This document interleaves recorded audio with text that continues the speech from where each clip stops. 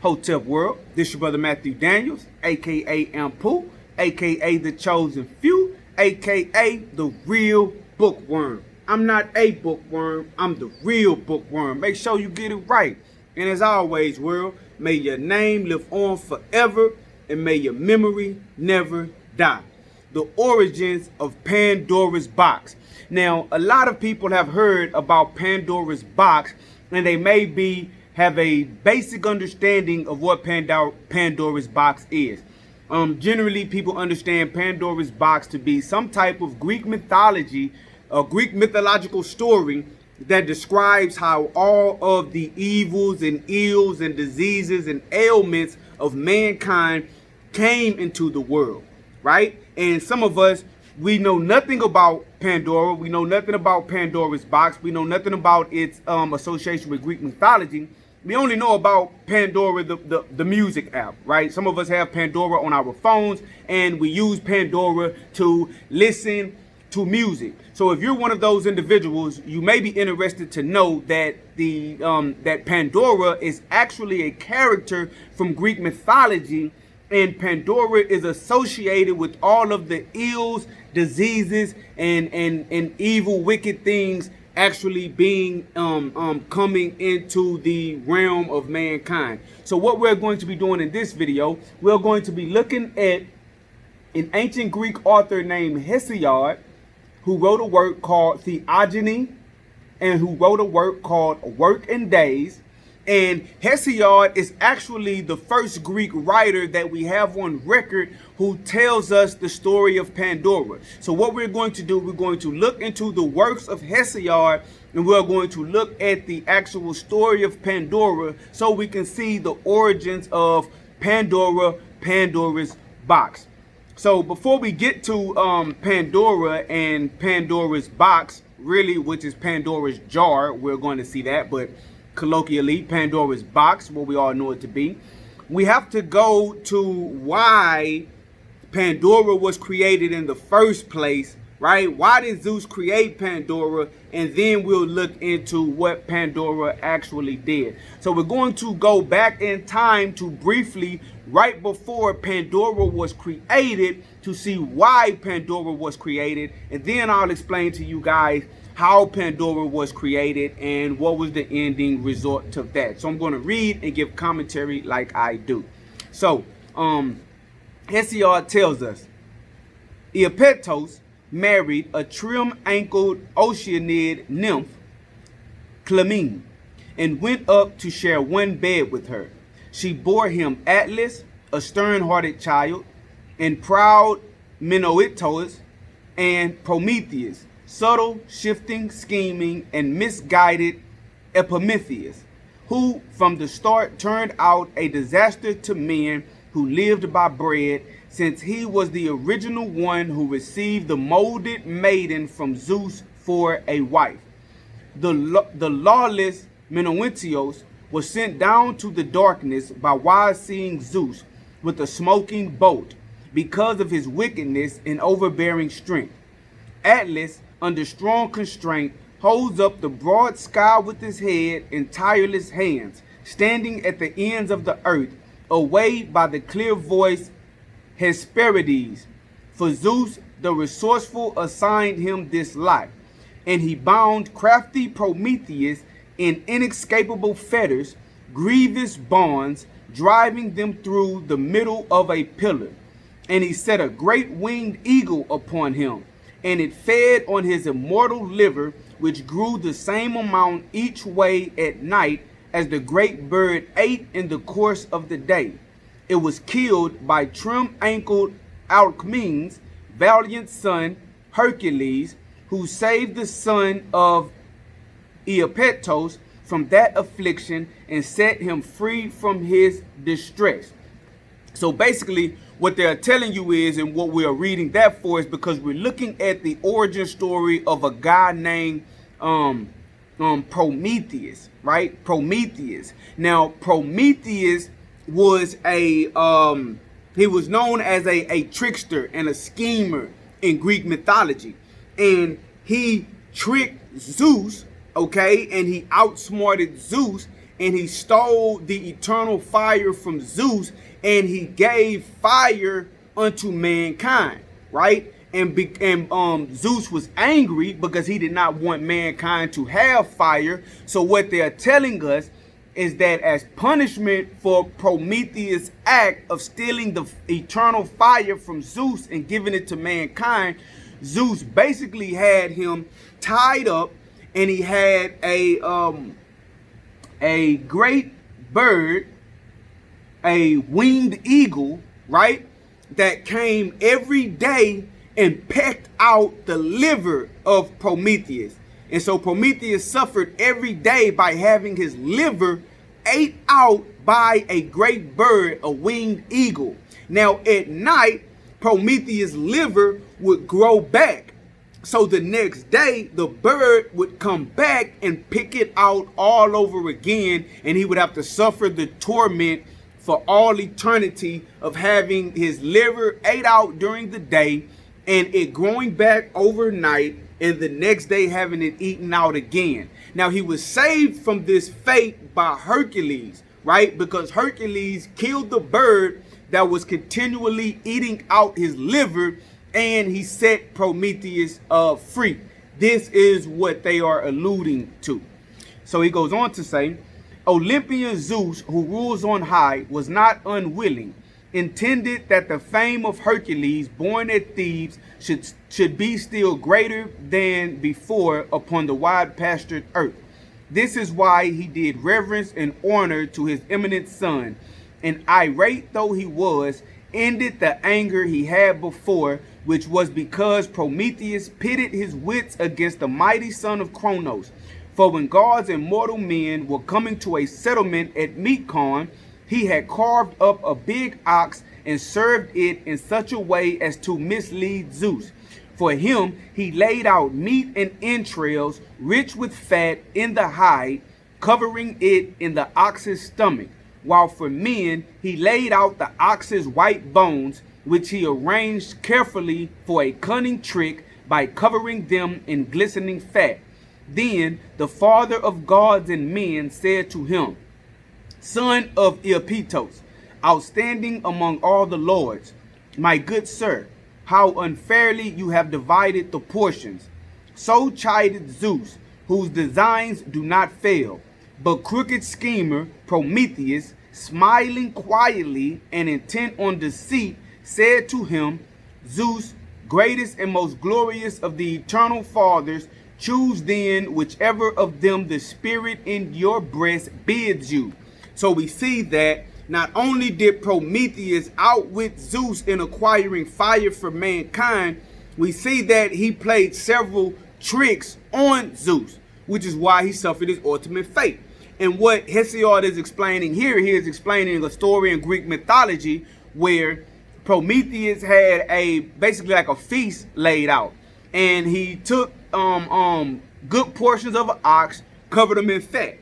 Then he took the bones of the ox and covered them in glistening fats to make that seem better than the actual food that was covered in fat, right? And so when he had the two set out before Zeus and before the others, Zeus looked and he said, basically he was like, hey, Prometheus, you didn't really divvy this out fairly. Why did you give the better portion to someone else than what you gave me? When actually it was a trick. He actually did give Zeus the better portion. He just made it look like the better portion was the bones, right? And so Prometheus, knowing that he's trying to deceive Zeus into taking the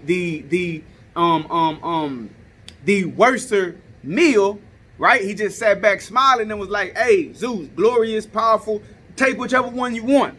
Because he wanted to trick him into taking the bones, because this is just the type of person that Prometheus was. But Zeus, knowing how Prometheus was, he basically understood the trick, right? He spoke trickery, but Zeus, whose designs do not fail, recognized the trick and did not mistake it. And he boded evil in his heart for mortal men, which was to come to pass.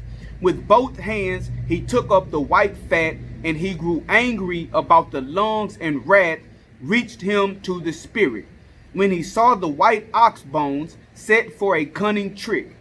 Ever since that, The peoples on earth have burned white bones for the immortals on aromatic altars. In great ire, Zeus, the cloud gatherer, said to Prometheus, son of Iapetos, cleverer above all others, my good sir, then you are still intent on deceit. So because of this, Hesiod is telling us that Zeus had some type of negative, evil, wicked feelings towards men and towards Prometheus, because of these tricks that Prometheus tried to play to because you see Prometheus as an individual who tries to give to man things that will improve their condition, but there are certain things that Zeus did not want men to have, right? And you see Prometheus trying to continually trick Zeus into allowing men to have the things that Zeus does not want men to have for whatever reasons, right? It goes on to say, so spoke Zeus in his wrath, whose designs do not fail. And after that, with his anger ever in mind, he would not give to the ash trees the power of untiring fire for mortal men who live on earth. But the noble son of Iapetos outwitted him by stealing the far beckoning flare of untiring fire in the tube of a funnel. And it stung high thundering Zeus deep to the spirit and angered him in his heart when he saw the far beckoning flare of fire among mankind. At once he made an affliction for mankind to set against the fire. So you see, Prometheus and Zeus already had this battle and struggle going on between themselves. Zeus was trying to keep certain technologies and certain good things away from mankind, I guess to keep them in a subservient state to the gods, right? But you see, Prometheus was on the side of men. Prometheus was trying to use his cleverness and his deceit and his trickery to acquire the things for mankind that Zeus did not want mankind to have. So one of those things was fire, right? Zeus did not want mankind to have fire. But Prometheus stole the untiring fire, eternal flame, right, from Zeus, and he delivered it to mankind. So when Zeus saw that Prometheus had given fire to mankind, Zeus devised a means and a method to place some type of evil among mankind because they had acquired fire, right? And this means is going to take us into the creation of Pandora and take us into the conversation about Pandora's box. But this is what led up to Pandora and the evils and ills and diseases being unleashed among mankind. It is because Prometheus gave mankind knowledge and technology that Zeus did not want them to have. So once they had it, some type of punishment and retribution came from Zeus. So what we're going to do now that you have that background understanding, we're going to go into Hesiod's Working Days, where he revisits this topic and he gives us more insight into what happened. And he says, but Zeus concealed it, angry because Prometheus, crooked cunning, had tricked him.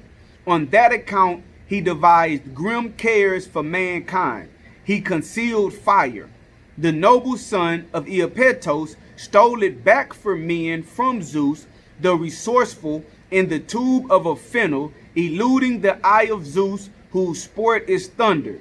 In anger, Zeus, the cloud gatherer, spoke to him. So we see him revisiting the story of Prometheus stealing fire from Zeus, giving it to mankind, and now we see that Zeus is angry. So let's see what Zeus does because he's angry about mankind getting fire. Son of Iapetos, clever above all others, you are pleased at having stolen fire and outwitted me. A great calamity both for yourself and for men to come. To set against the fire, I shall give them an affliction in which they will all delight as they embrace their own misfortune. So saying, the father of gods and men laughed aloud. and he told renowned Hephaestus at once to mix earth with water, to add in a human voice and strength, and to model upon the immortal goddesses' aspect the fair, lovely form of a maiden. So he called to some of his people and he told them to create a fair and beautiful maiden. He asked them to mix water and earth, give it a human voice and human strength, and model this maiden, this female, this woman, after the immortal goddesses. Basically make her beautiful, right? Make this woman beautiful. Athene he told to teach her crafts, to weave the embroidered web, and golden Aphrodite to shower charm about her head, and painful yearning and consuming obsession, to put in a bitch's mind and a knavish nature. That was his instruction to Hermes, the go-between, the dog killer. So Zeus called on various gods and goddesses to coordinate in the creation of Pandora. Pandora was a woman, right? Pandora was a woman that Zeus had created out of earth and water.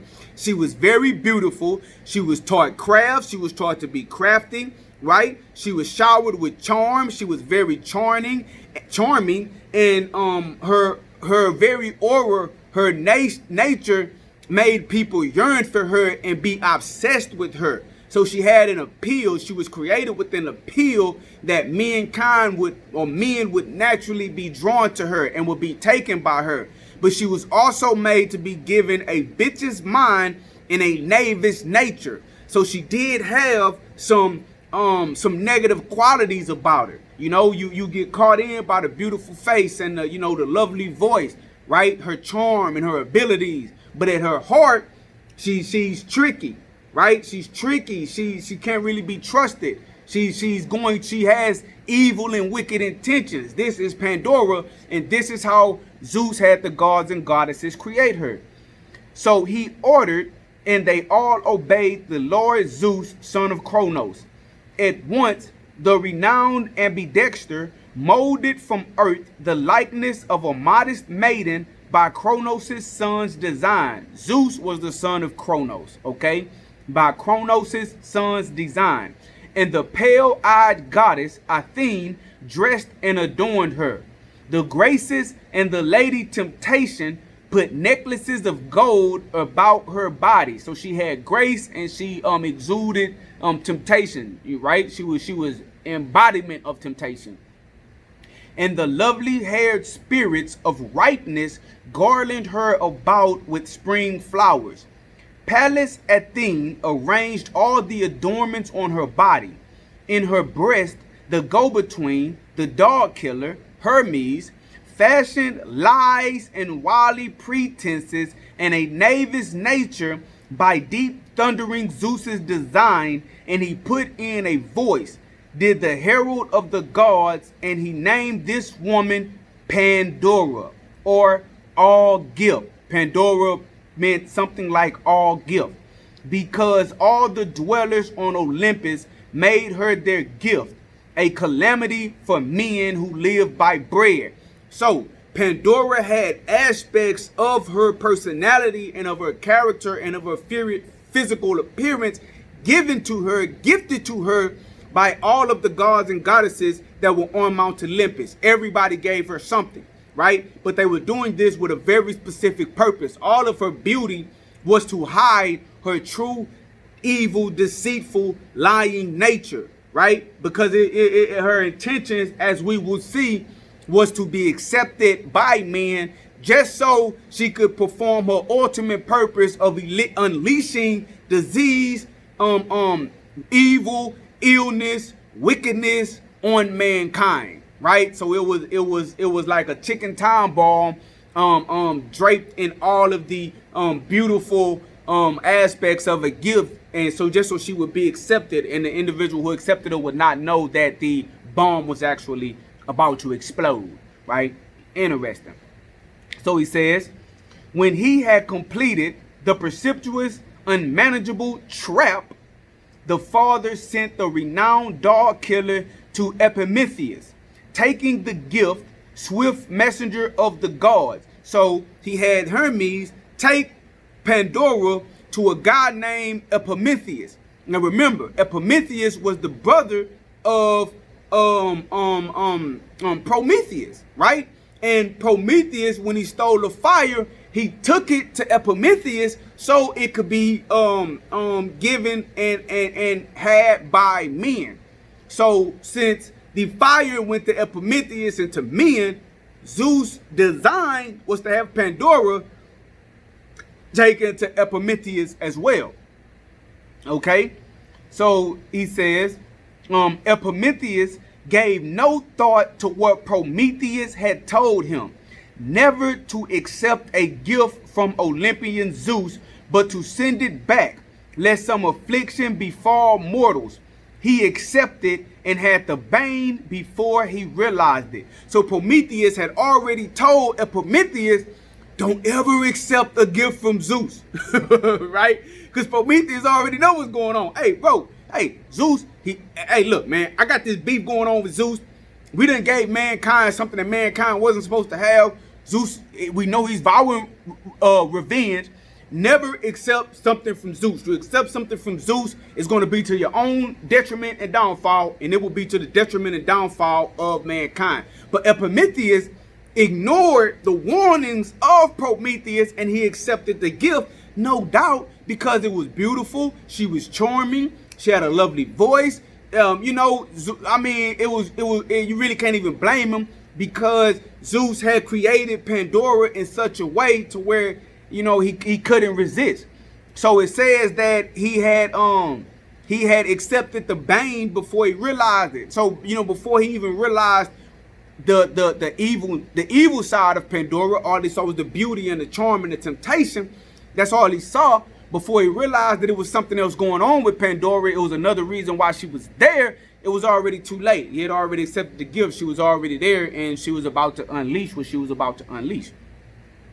For formerly, the tribes of men on earth lived remote from ills, without harsh toil and the grievous sicknesses that are deadly to men. So, before Pandora, men lived far from ills. They had no harsh toil. They had no grievous sicknesses that are deadly to men. So they weren't getting sick. They had no deadly diseases. You know, it was almost like a paradise type of state for mankind. Mankind was living good. You know what I mean? Mankind was living good before Pandora. Okay? So he says, but the woman, Pandora, unstopped the jar and let it all out. Now there, he's saying that Pandora opened the jar. Now we know it to be Pandora's box, right? But that's probably some type of mistranslation along the way and a misinterpretation, and people just repeating what they hear. But Pandora's box is good enough. But actually, if you want to really know, it's Pandora's jar in the original story. She opened a jar, okay? And inside of this jar contained all of the evil, wickedness, and disease and sicknesses that mankind experienced today. Okay, so, but the woman unstopped the jar and let it all out, and brought grim cares upon mankind. Only hope remained there inside in her secure dwelling under the lip of the jar, and did not fly out, because the woman put the lid back in time by the providence of Zeus the cloud gatherer, who bears the Aegeus. So what he's saying is, inside of it, it was all these negative things: sickness, illness, death, wickedness, evil. It was all the negativity and all of the bad things that mankind experienced today. But inside of that jar also, there was hope, right? The hope and the ability to overcome these things. But she was already instructed by Zeus and taught by Zeus. What she did is she opened it long enough to let all of the evil, wicked sicknesses and diseases out. And before hope could come out of the jar as well, she shut it. And so the only thing that remained inside of the jar was hope. So it was like the only thing that mankind didn't have after these illnesses and diseases and sicknesses were unleashed on them was hope. Hope to overcome all of these things was the only thing that mankind didn't have access to. And that kind of goes to show the understanding of, you know, with a virus. We see with this coronavirus, we all understand that viruses will be here, sicknesses will be here. You know, you can medicate, you can make treatments, you can make vaccines, you can make cures, but there will always be something else. You're always getting older, you're always leading towards death. And that's the concept that they were trying to express. You can't get away from that while you're living on life. And this was the Greek world's explanation for that, because Pandora let out everything but the hope to live a life without sicknesses on earth, disease on earth, death on earth. That's sealed back up in the jar. Okay, but for the rest, countless troubles roam among men. Full of ills is the earth and full the sea. Sicknesses visit men by day and others by night, uninvited, bringing ill to mortals silently, because Zeus, the resourceful, deprived them of voice. Thus, there is no way to evade the purpose of Zeus. If you like, I will summarize another tale for you, well and skillfully.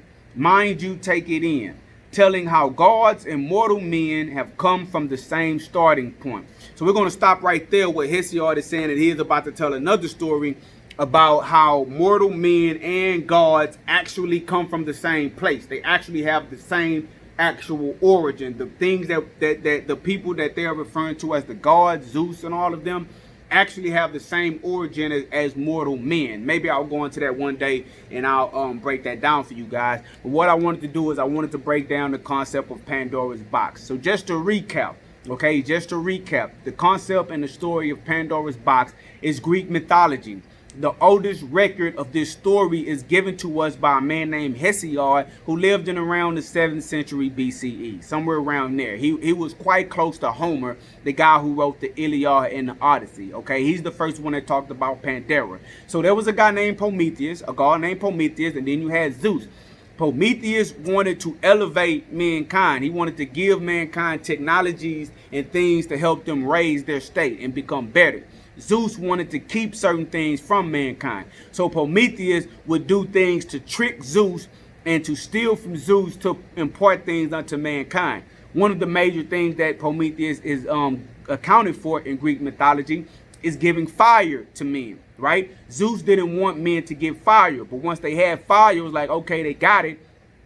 But this is what I'm going to do. Since they have fire, I'm going to unleash all of these ills, sicknesses, death, and I'm going to unleash all of these bad things on mankind. So while they're enjoying their fire, they're going to have to deal with this too, right? And he did it in such a way to where he created Pandora, right? He created Pandora, and he had all the gods of Olympus help him. And all the gods of Olympus imparted unto Pandora a part of themselves. They made her beautiful, they made her charming, they gave her a beautiful voice, they adorned her with all types of things to make her irresistible. But they also put inside of her a deceitful nature, because her ultimate goal was to unleash ills onto mankind, right? Zeus had Hermes deliver Pandora as a wife to Epimetheus, right? Epimetheus sees this beautiful woman, came from Zeus, and he's like, oh man, he thought he won the lotto. All right, so he accepted her in the same way he accepted the fire from Prometheus, right? And then once Pandora was there, she had her jar with her that she had gotten from Zeus with all of these ills and things in it, and she opened it. And when she opened it, all of the evils and sicknesses and ills and diseases came out and was amongst men for all time, right? And there was another thing that was inside of that jar. That thing was hope. She closed the lid on the jar before hope could get out. So hope was eternally sealed inside of Pandora's jar, aka Pandora's box, right? And so that was Zeus's design, and Zeus did that because mankind had fire. So if you have Pandora on your phone, if you listen to the Pandora app to listen to music, this is where Pandora's box, this is where Pandora came from. If you know about Pandora's box, now you understand it was actually a jar, but there's nothing wrong with saying Pandora's box. If you knew that it was Greek mythology, now you have more information about it. So I hope I said something that you guys never heard before. If I did say something that you guys heard before, I hope I gave you more insight into the actual story. And again, if you want to look into the original source of the story yourself, it's a Greek poet named Hesiod. He wrote a work called Theogony. He talks about Pandora in Theogony, but he doesn't mention her by name. He just mentions the story briefly. And in Work and Days, in his Work and Days, where he actually mentions Pandora by name. So again, let me do a little quick commercial, pay a few bills. I'm an author, right? I wrote 2 books, Suicide Note by Matthew Daniels, Thicker Than Water by Matthew Daniels. I want you guys to go to Amazon. Go to Amazon.com, type in Suicide Note by Matthew Daniels, buy that book. Type in Thicker Than Water by Matthew Daniels, buy that book. You can also, on Amazon, you can get both of my books in ebook version. If you don't like paperback, you can get the ebook version for $2.99, $3. Go ahead and download that, support what I got going on. You can also go to my Facebook page, Everything Matthew Daniels. So I want you guys to go to my Facebook page, Everything Matthew Daniels, like, follow, right? Go to the shop section. You can purchase the books from the shop section. I want you guys to join the Real Bookworm group. If you're seeing this video not on the Real Bookworm page, find my Facebook group, The Real Bookworm. I have a lot more videos like this. Check out those videos. My YouTube channel, The Chosen Few, all spelled as one word, The Chosen Few. Go ahead and go subscribe. Okay, and you know, show a little love. Reach out to me, support what I got going on. Go ahead and order those books. I'm working on my 3rd novel right now. Thank you guys for listening. Thank you guys for paying attention. I appreciate all the support. If you have a type like a subject or a topic or anything that you want me to specifically talk about, I do take request videos. Just tell me what you're interested in, because I like to listen to the people, and I'll try to talk about something that you guys are specifically interested in. Just let me know. So this is your brother Matthew Daniels, aka Ampu, aka The Chosen Few, aka The Real Bookworm. I'm not a bookworm, world. I'm the real bookworm, the real bookworm, the real bookworm. Make sure you get it right. And as always, world, may your name live on forever, and may your memory never die. Hotep, cheers to that. Peace, I'm out.